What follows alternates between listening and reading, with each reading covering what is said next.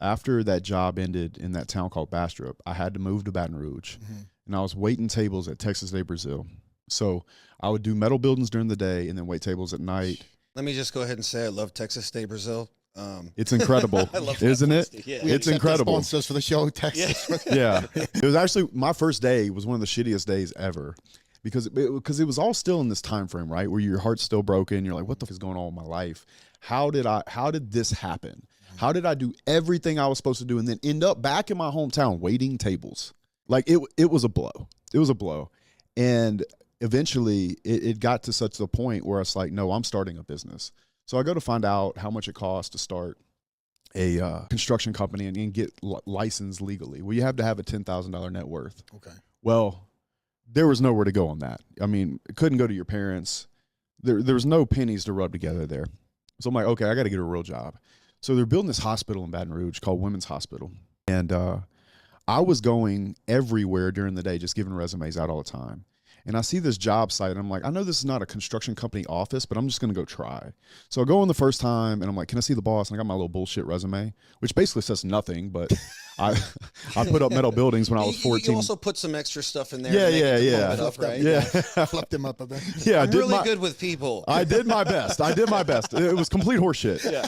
So I'm in there with my my resumes, like I'm a door-to-door salesman, and I go in there the first time, and I'm like, can I see the boss? And the lady's like, son, this is a $40 million project. I can't just let you see the boss. Now, this is in a job trailer on a job site. This is not a corporate office where you go apply. So already what I'm doing is complete bullshit.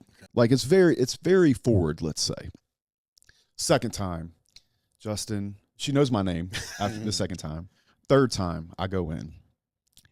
And I'm talking to her, and I don't know why I did it. But instead of talking to her about the job, I talked to her about everything but me getting a job. Pictures that she had, like little pictures of her kids on the wall. And so I started talking to her about these things. And I start to build like personal rapport with her. And out of nowhere, she cuts me off in a sentence. She goes, you know what? Sit right there. Sit down.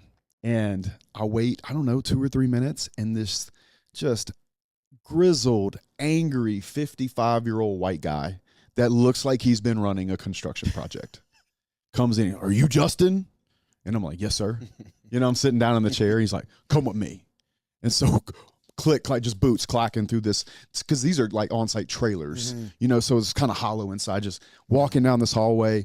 And he goes and he has this big office in the back, and he plops down. And he's like, and I'm all like, you know what I'm saying? Like, I'm like, check this out. Yeah. Check this bullshit out. And he looks at it, and he looks at me, and he looks at it, and looks at me, and clearly he can see this bullshit. He throws it down on the desk, and he goes, so you mean to tell me that you've come to my $40 million project, not once, not twice, but 3 times off the street to interrupt the woman that works for me at the front so you can see the boss? I'm like, yes, sir. And he pauses, and he leans back in his chair, and he looks at me, and he goes, I like that shit. Motherfucker gave me a job, bro. Wow. He gave me a job.